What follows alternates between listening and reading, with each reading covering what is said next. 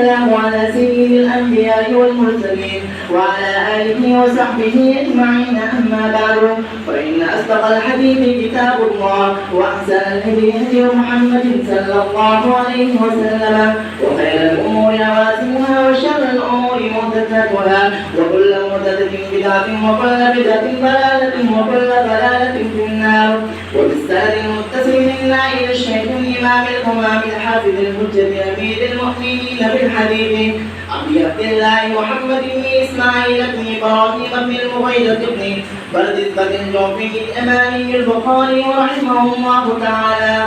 اللهم انفعنا وارفعنا بعلومهم وعلومكم أجمعين، آمين يا رب العالمين. أنه قال: بسم الله الرحمن الرحيم.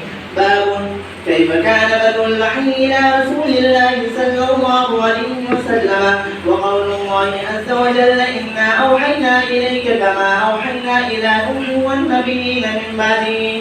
حدثنا الحميدي قال حدثنا سفيان قال حدثنا يحيى بن سعيد الأنصاري قال أخبرني محمد بن إبراهيم التيمي أنه سمع علقمة بن وقاص الليثي يقول: سمعت عمر بن الخطاب رضي الله تعالى عنه على المنبر يقول: سمعت رسول الله صلى الله عليه وسلم يقول: إنما الأعمال بالنيات وإنما لامرئ ما نوى، فمن كانت هجرته إلى دنيا يصيبها أو إلى امرأة ينكحها فهجرته إلى ما هاجر إليه.